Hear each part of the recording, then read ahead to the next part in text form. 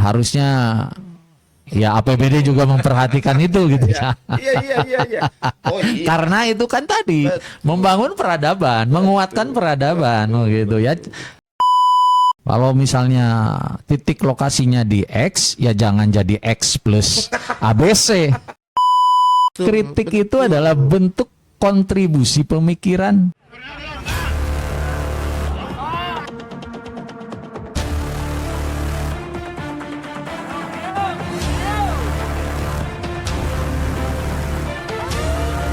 Bagaimana caranya rakyat mendidik rakyat sejahtera? Assalamualaikum warahmatullahi wabarakatuh. Waalaikumsalam warahmatullahi wabarakatuh. Om Santi Santi Om, Namo Buddhaya, salam kebajikan, Sampurasun. Rampes. Kembali ketemu dengan channel Pikirkan Rakyat, berpikir merdeka, rakyat bicara dan kita pikirkan rakyat. Wah. Dalam kesempatan ini alhamdulillah kita kedatangan tamu yang sangat luar biasa sekali. Sahabat lah. Sahabat yang sangat luar biasa sekali. Beliau adalah salah satu penispuh juga di Kabupaten di Tasikmalaya, khususnya di Amin. Kabupaten Tasikmalaya. Dan beliau juga salah satu mantan pejabat yang sangat luar biasa sekali di Kabupaten Tasikmalaya. Dalam hal ini, dalam kesempatan ini kita akan berbincang-bincang ringan sebetulnya. Siap. Ringan tapi berat juga ini sebetulnya, Pak. terkait ini. Oh ya, A. Iwan Saputra. Kenapa saya nyebut AA? Karena memang kakak saya, sahabat saya, dan beliau ini memang low profile dengan siapapun. Beliau bisa berkomunikasi dan tidak ada ya nyantai-nyantai saja. Selamat datang di Pikirkan Rakyat. Pikirkan rakyat. Pikirkan Siap. rakyat. Ya. Karena berarti saya sekarang sudah jadi bagian yang harus dipikirkan. Sudah menjadi rakyat. Ini ya. Dekat-dekat ini muncul apa wacana tentang pergantian kabupaten. Pergantian nama kabupaten jadi Sukapura. Bagaimana nih pendapat Ani? Wah, langsung to the point ya. Langsung saja kita ngomong ke sana kena. Sukapura ini kan nama yang sangat kita hormati ya. Iya. Ya, secara historikal melekat dengan nama Tasikmalaya. Betul. Ya, kita sangat mengenal nama itu dan dilemparkan wacana penggantian itu oleh Kang Deddy Mulyadi, Gubernur Jawa Barat. Betul. ADM. Ya, secara administratif bisa saja, sah-sah saja. Bahkan hari jadi pun acuannya kan sudah mengarah ke situ. Betul. Ada revisi tentang tanggal hari jadi ya. Yang tadinya acuannya jauh ke belakang, zaman keresian. Nah, ini ditarik maju ke zaman kebupatian ya, ketika ya Wirawangsa ya. awal kebupati pertama ya. Nah, jadi sudah ada pemikiran yang lebih maju. Nah, sekarang lebih maju lagi tentang nama. Ya, ini kan menuai pro dan karena beliau kan rata-rata kebijakannya tuh lepas dari apakah Tasikmalaya ini bisa diganti atau tidak. Nah, ini kan urusan termasuk terkait dengan pemerintahan ya. Bagaimana kita berpemerintahan. Nah, saya hanya ingin sedikit saja bahwa Sukapura ini semangatnya ya, kalau kita melihat sejarah bagaimana karuhun ya bupati pertama dan seterusnya ini punya semangat, punya spirit mensejahterakan, sekalipun mungkin ada keterkaitan dengan misalnya sejarahnya kerajaan yang lain ya. Sedang lah ya, ada. Di Yogyakarta kan. Awalnya kan dari sana, Mataram Islam ya. Tapi lepas dari itu semua, kalau kita baca sejarah, semua yang memegang tampuk kepemimpinan, baik itu bupati satu dan seterusnya, orientasinya jelas, sangat jelas sekali, clear, bagaimana mensejahterakan. Betul. Dan masyarakat saat itu sangat menghormati tentang era kepemimpinan yang diemban oleh para leluhur ya. Nah, sebetulnya kami pun sebagai saya waktu itu yang menjadi bagian di pemerintahan, waktu itu saya kepala Bapeda ya 2009 sampai 2015-14 akhir lah begitu. Eranya kepemimpinan Pak Tatang Tarhanul Hakim, kemudian disambung dengan Pak Uruzanul Ulum ya. Nah, pada saat era Pak Uruzanul Ulum itu kan Pak Tatang giat membangun memindahkan ibu kota kan. Iya. Ibu kota pemerintahan dari pusat pemerintahan Kota Tasik ke Singaparna. Salah satunya ya kantor Bapeda yang saat itu belum ada, dan saya saat itu sama-sama lah berjuang bagaimana mewujudkan agar kantor pemerintahan ini bisa terwujud, dan alhamdulillah ya kantor pemerintahan bisa terbangun secara gradual, salah satunya kantor Bapeda begitu. Nah, tadi dikaitkan dengan Sukapura, penamaan Sukapura, sebenarnya kita sudah berpikir bagaimana kita ini supaya bisa meneruskan, terutama menarik semangatnya, spirit ya, spiritnya supaya tadi semua pemikiran kita, semua upaya kita, semua ikhtiar kita berpemerintahan itu ditujukan untuk masyarakat, dengan tentunya contohnya sudah ada, yaitu di era kesukapuraan. Iya. Makanya saya waktu itu kepala Bapeda dengan gedung yang baru, yang sangat megah saat itu, memberanikan diri ya waktu itu ke Pak Bupati, Pak Haji Uruzanul Ulum, meminta izin untuk memberi nama ruang rapat yang ada di Bapeda itu menggunakan nama-nama bupati. Itu betul-betul ide dan gagasan saya secara pribadi ya, sehingga sampai hari ini alhamdulillah masih dipergunakan ya. Ada ruang rapat utama yaitu Wiradadaha, sekalipun ada Wiradadaha 1 dan seterusnya. Nah, tapi itu semangatnya sama. Bagaimana ingin kita berpikir, apa yang kita musyawarahkan, apa yang kita keluarkan, pemikiran-pemikiran yang nantinya ujungnya adalah kebijakan daerah itu berujung di kesejahteraan masyarakat. Ya, semangatnya bagaimana agar semangat bupati-bupati dulu begitu ini bisa ditiru oleh kepemimpinan yang ada, dan kepemimpinan ini kan kolektif, kolegial sampai ujung, sampai bawah. Begitu, tidak hanya bupati, wakil bupati, sekda dan seterusnya, tapi betul-betul merupakan satu kesatuan. Teamwork. Betul. Nah, makanya nama ruang rapat utamanya Wiradadaha. Ruang rapat berikutnya yang sering digunakan Wiratanuninggrat, dan menghasilkan salah satunya dulu adalah ide tentang hari jadi. Bukan.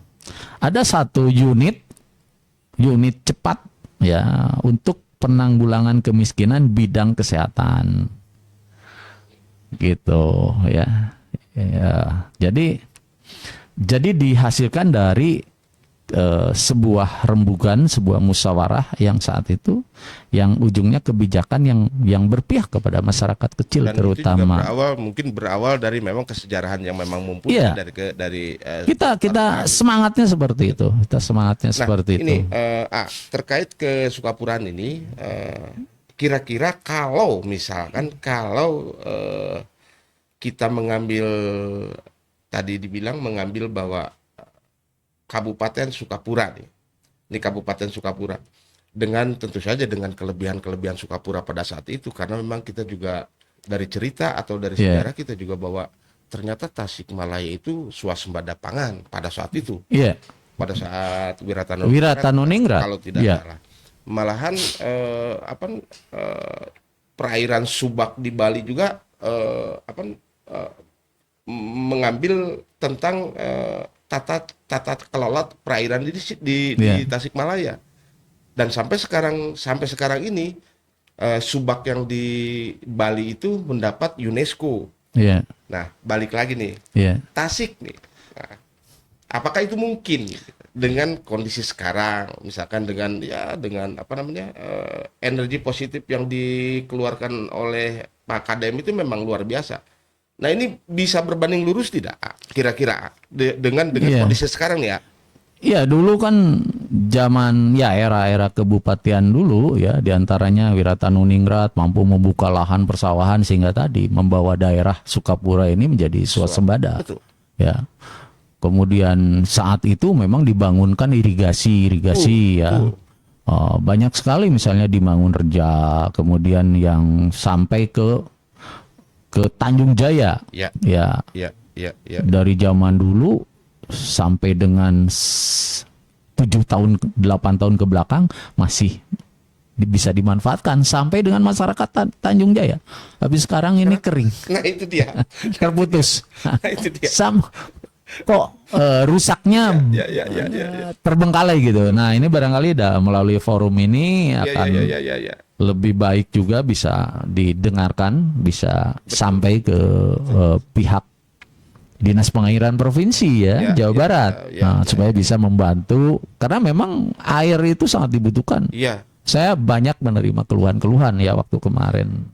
Sering silaturahmi. Saya sederhana saja berpikir ketika swasembada pangan pada saat itu padi pada umumnya itu kan berbanding lurus dengan air tentunya kan. Betul sekali. Sekarang ya tadi dibilang bukan saya yang bilang yang bilang ya karena memang seperti itu keadaannya. Nah, munculnya ini spirit ini di sisi lain juga kan perekonomian pada saat itu kan luar biasa. Betul. Sampai kan terjadi terjadi pada zaman 1929 kalau tidak salah. Sampai kan kita mengekspor segala macam, topi-topi yang dari anyaman segala macam. Nah, tiba-tiba sekarang ini sama sekali kan tidak ada. Nah, apakah ini kemunduran?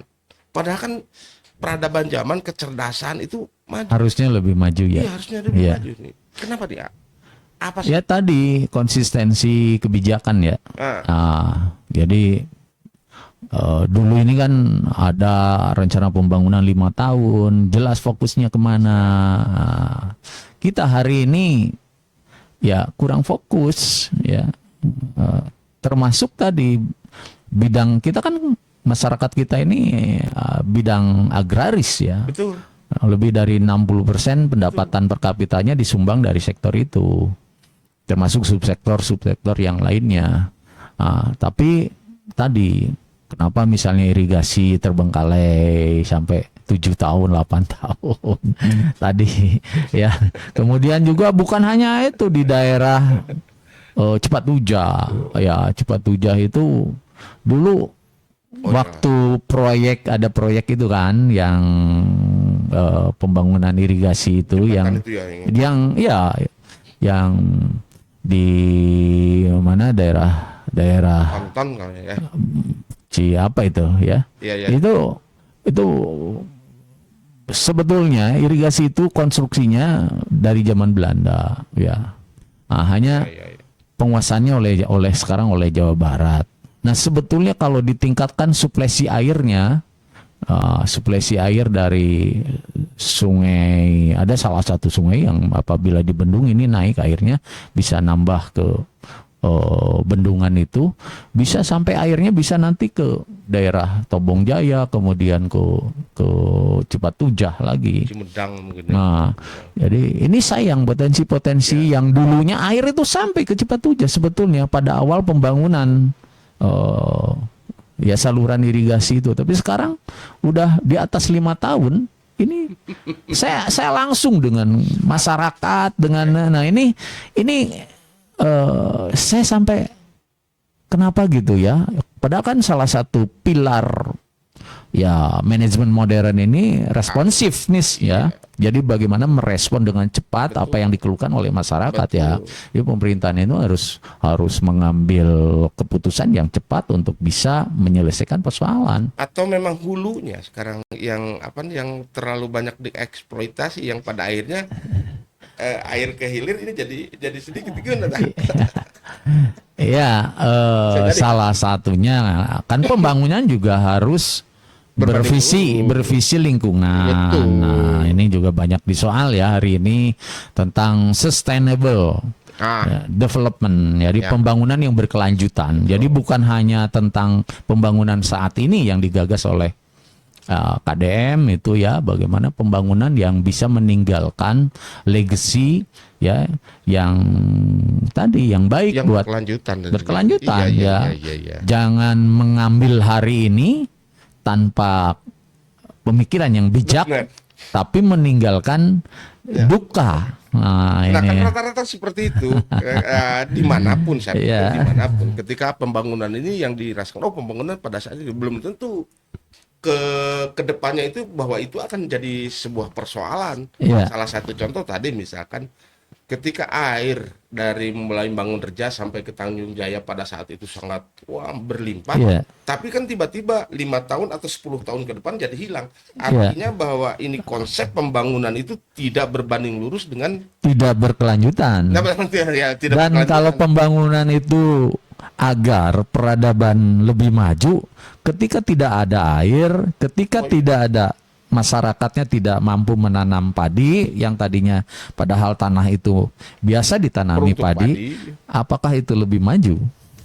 Ya enggak lah. Nah itu harus jadi pemikiran. Artinya harus ada sebuah pemikiran lagi, apalagi dikaitkan dengan hari ini kan pemerintahan Kabupaten Tasikmalaya yang baru.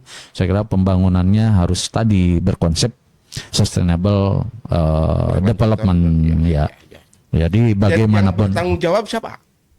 Ya semua bahwa pembangunan ini kan tidak bisa diberikan tanggung jawab saja kepada sektoral ya semua stakeholder ya. Ada government ya. Government ini kan ada eksekutif, legislatif ya.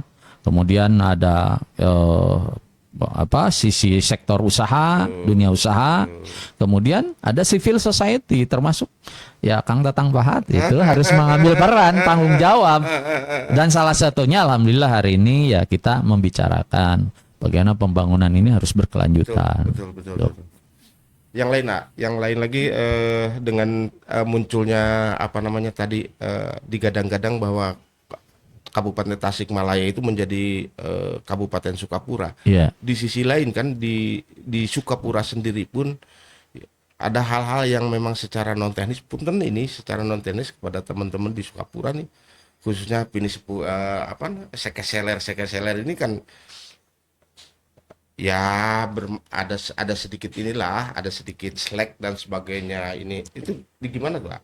Saya nggak mau komen kalau tentang, karena saya bagian dari sekeseler itu betul. Orang tua gitu, ibu saya terutama ya, ibu saya dari Cibalong ya, bapaknya ibu ini kan Haji Muhammad Yusuf bin Adi Wikarta Adi Wikarta ini terus gitu Empuh Wana ke atasnya lagi Mertawijaya ke atasnya lagi itu bagian dari Sukapura. Gitu loh, Pak. Ya. Ini mah cerita aja itu, ringan-ringan. Ya, hari ini kan Sukapura bukan hanya bagian daripada keluarga besar itu. Ini sudah menjadi bagian dari masyarakat. Sepakat. Itu. Jadi makanya penamaan tadi kembali lagi penamaan untuk Tasik menjadi Sukapura.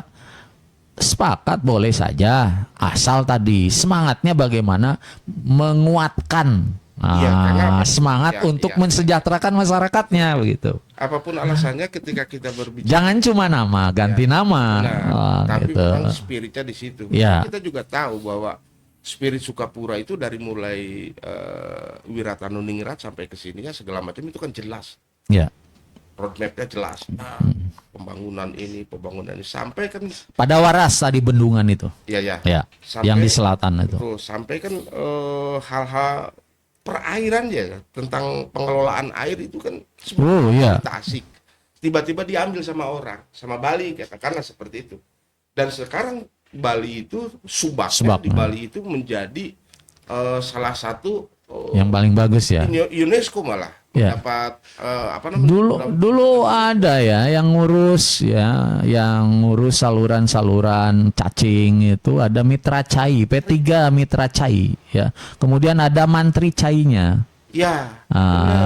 Jadi kalau sekarang hilang itu. Hilang. Ya. Jadi kita ya tadi kearifan lokal yang harusnya dipupuk ya, diberdayakan. Ya harusnya ya APBD juga memperhatikan itu gitu ya. Iya. Oh iya. Karena itu kan tadi membangun peradaban, menguatkan peradaban gitu ya. Kalau caya mah hese dahar. Iya. Ya kan saya juga berpikir begini ya. Ketika berbicara Sukapura itu kan kalau boleh dibilang kekuasaannya itu dari mulai Cilacap kalau tidak salah sampai ke ujung pulau. Lakbok ya, dulu Lakbok itu masuk Sukapura. Makanya Wiratanuningrat pada saat membuka lahan di sana, bahkan meresmikan ya pembukaan lahan di daerah Lakbok itu disambut dengan pesta rakyat ya, dan ada tugunya di sana. Betul. Itu Iya. tugunya sampai sekarang ada loh, masih ada itu. Oh iya? Iya.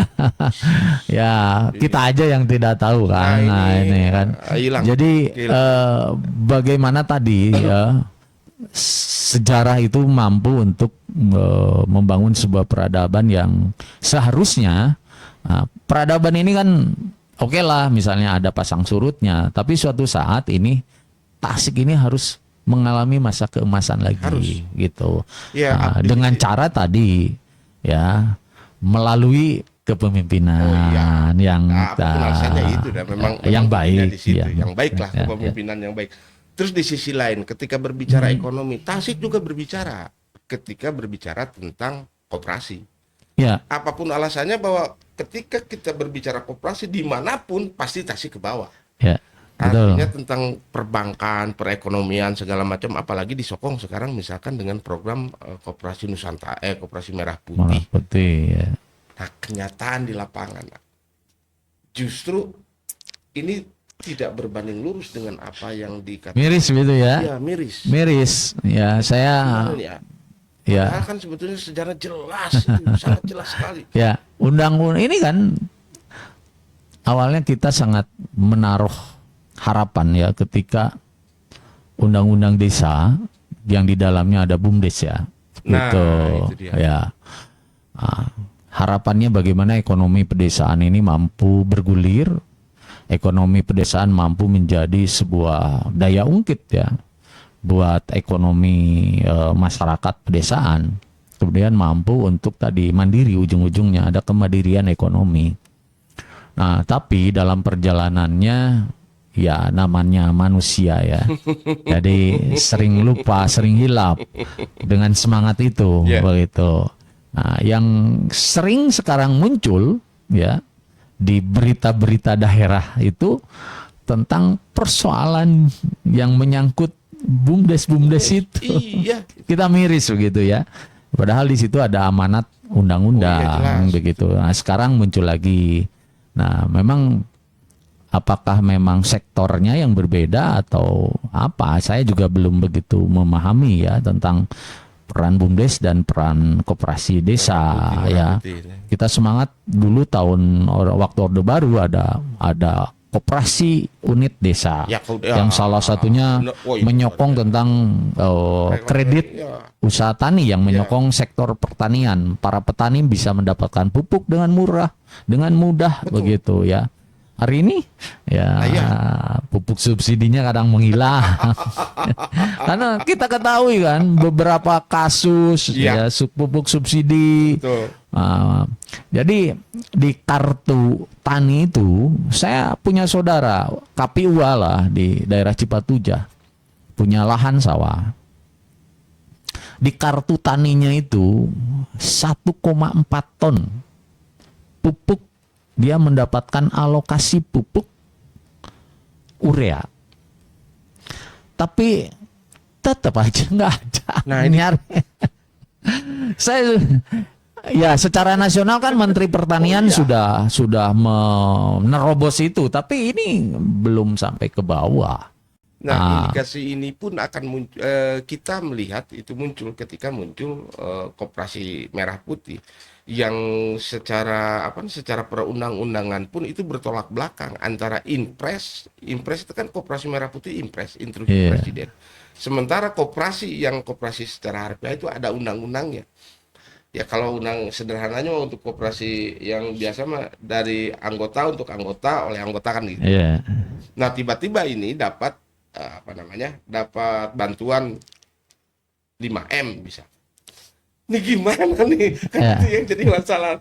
Ya kita masih menunggu ya. Kita masih menunggu implementasi dari Koperasi Merah Putih ini. Tapi paling tidak tadi dengan semangat kesukapuraan mampu mengembalikan tadi bagaimana agar pupuk ini bisa lebih mudah. Bagaimana agar petani bisa mendapatkan pupuk dengan murah.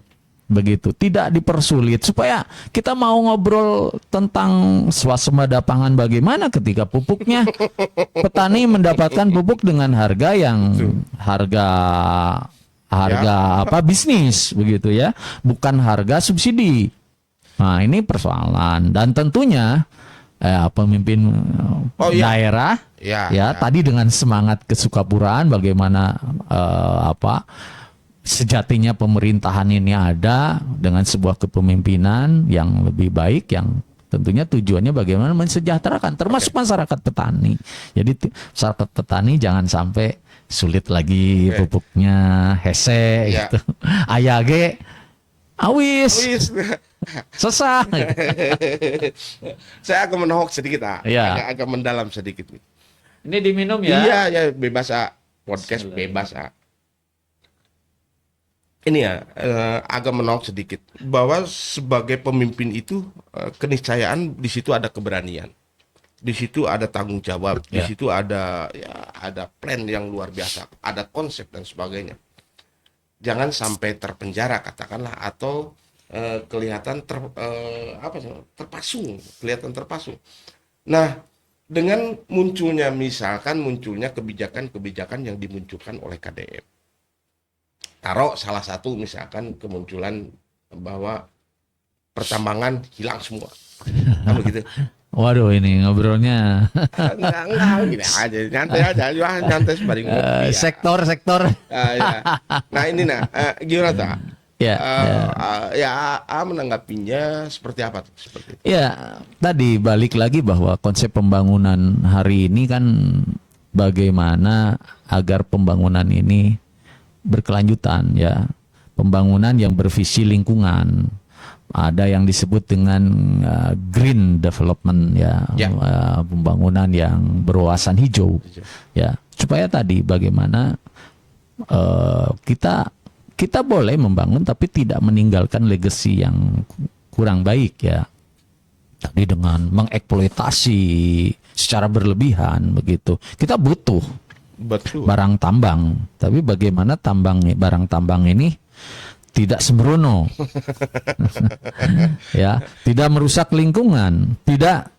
Ya, kalau dikasih alokasi 2 hektar, pasti pemerintah ini kan memberikan izin. Betul.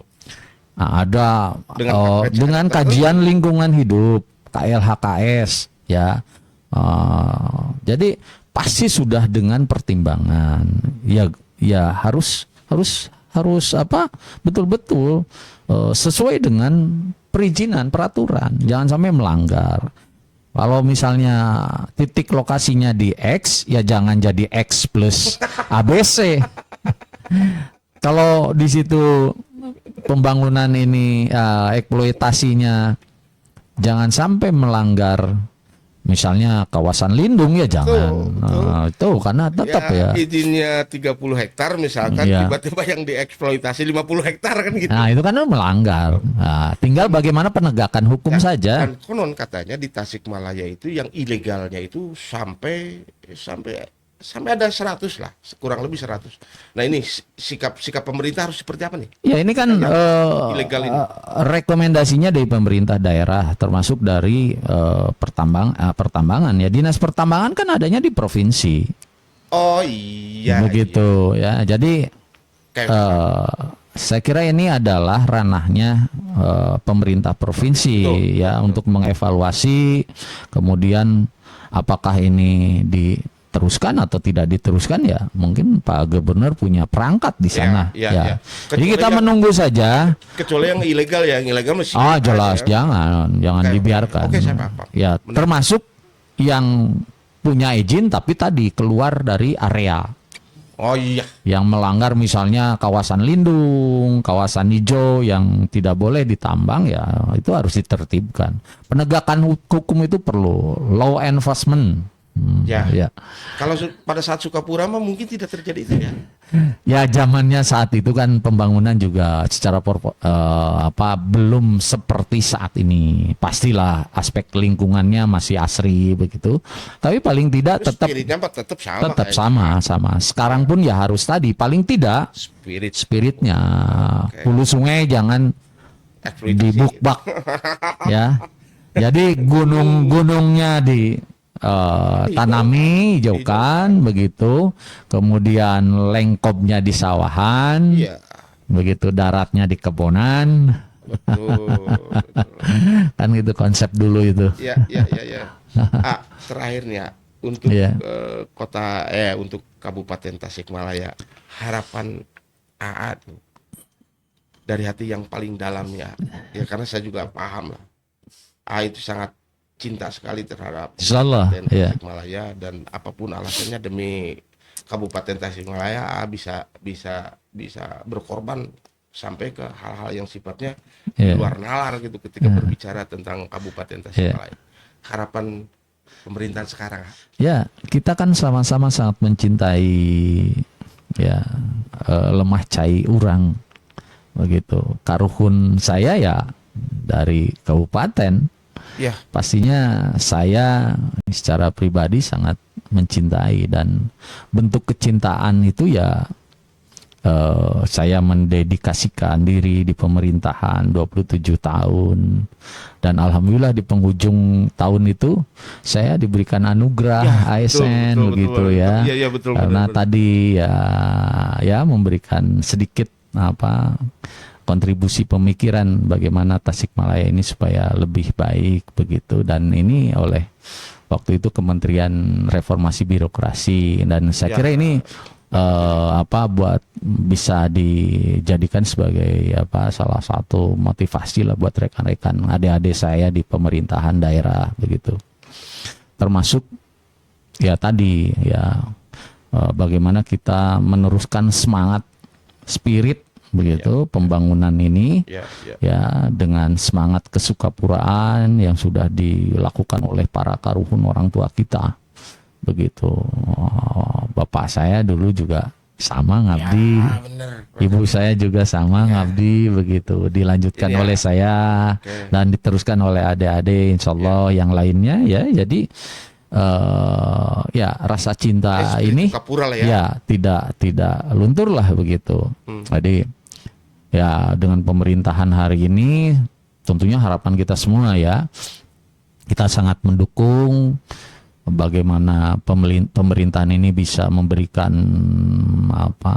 yang terbaik kebijakan-kebijakan yang terbaik, merespon apa yang menjadi persoalan-persoalan yang ada di tengah-tengah masyarakat ini dengan baik. Tentunya juga karena pengalaman kita pernah pahit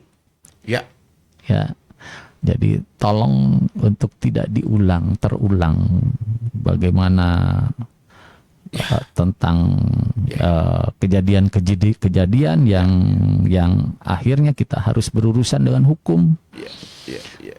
Pemerintahan ini kan salah satu pilarnya itu integrity, betul. Integritas. Ya, jadi bagaimana para pemimpin ini memberikan suri toladan integritas, ya, supaya ya berpemerintahan yang baik ini bisa masyarakat jadi percaya. Betul. Ya, trust ini kan harus dibangun, harus diciptakan, ya, sehingga masyarakat taat, tadi mampu untuk memberikan kontribusi melalui berbagai hal, pajak daerah, retribusi daerah, termasuk pemikiran, termasuk saran, dan jangan lupa kritikan. Ya, betul. Kritik itu adalah bentuk kontribusi pemikiran. Protein sebetulnya. Iya. Ya. Kritik untuk ini. Jadi jangan alergi, jangan tipis kuping. Ipis celi jangan cekolot. Saya agak bertanya agak pribadi nih, agak pribadi, maaf sekali. Apapun alasannya bahwa sosok Iwan Saputra itu sebagai sebagai pilar lah, sebagai tokoh di Kabupaten Tasikmalaya yang khususnya di tentang kebirokrasian itu sudah tuntas lah. Insya Allah. Ini saya mau nanya, sudahkah ada komunikasi atau misalkan ngopi bareng berbicara tentang Kabupaten Tasikmalaya mau gimana ya, sebagai apapun alasan, sebagai adik ke kakak atau sebagai anak ke orang tua, ada konsultasi tentang bagaimana maju Kabupaten Tasik, atau ada obrolan-obrolan yang memang dibuka aja, karena ini untuk saya ini kan sudah menjadi rakyat biasa, ya. Kalau bukan Kang Tatang yang ngundang ke sini ngobrol, saya ini lebih baik ya marah belauk. Tapi kan apapun alasannya, wah, itu kan sebagai tokoh, enggak lah. Adalah minimal misalkan sama dengan yang lainnya begitu. Jadi saya agak maksa. Ya ini sebagai bentuk saran ya, atau apa ya pemikiran yang salah satunya diberikan melalui podcast ini, ya. Amin. Ya, saya kira pemerintahan ini kan sudah punya pengalaman begitu ya, dan diisi oleh orang-orang yang punya kapabilitas begitu. Jadi saya percaya dengan nakoda kepemimpinan yang baru, dengan semangat yang baru, punya visi yang baru begitu. Jadi insya Allah akan membawa Kabupaten Tasikmalaya secara lebih baik, betul. Tidak ada lagi jalan butut, tidak ada lagi hutang-hutang yang kemudian pelayanan kesehatan yang lebih baik, tidak ada lagi bangunan-bangunan pendidikan. Nah tadi saya kan menitipkan itu, jangan sampai mengulang kesalahan. Iya, benar. Begitu. Jadi jadikanlah cambuk, jadikanlah cermin, jadikanlah itu sebagai bahan pelajaran bahwa sudah cukup lah, ya. Cukup itu menjadi sebuah potret buram Kabupaten Tasikmalaya di masa lalu, jangan sampai diulang. Begitu. Biarkan itu menjadi cambuk pembelajaran. Betul. Ya. Oke.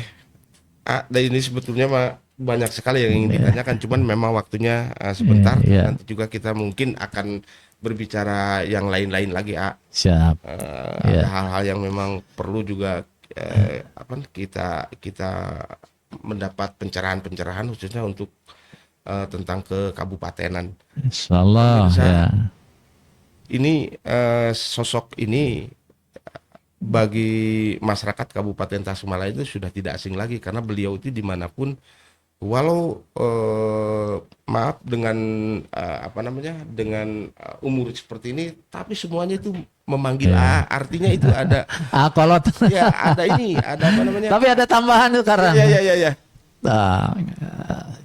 Jadi saya ini kan sekarang profesinya koki. Oh iya, saingan ini. Nah, nanti kita segmen lain kita akan berbicara tentang aktivitas keseharian beliau. Ya. Dan ternyata beliau itu saingannya Sep Cuna. Baik, alhamdulillah, bincang-bincang dengan A. Iwan Saputra terkait tentang ke Kabupatenan Tasikmalaya, tentang ketasikan lah, tentang ketasikan, harapan beliau itu seperti itu ya, tidak tidak salah lah kalau misalkan teman-teman dari pemerintahan, dari birokrasi, dari eksekutif, dari legislatif, beliau ini sebagai narasumber untuk untuk kemajuan Kabupaten Tasikmalaya. Dan Kemuning terbuka lebar ya. Insya Allah. Untuk siapapun Tapi ya. belum 24 jam. Ya, tapi untuk siapapun ya. Iya. Wah, dari berbagai kalangan silakan aja. Iya. Baik, kita ketemu lagi di episode yang akan datang, tentu saja dengan persoalan-persoalan yang keberpihakan terhadap rakyat. Selamat berjumpa di Berpikir Merdeka, Rakyat Bicara dan Pikirkan Rakyat. Assalamualaikum warahmatullahi wabarakatuh.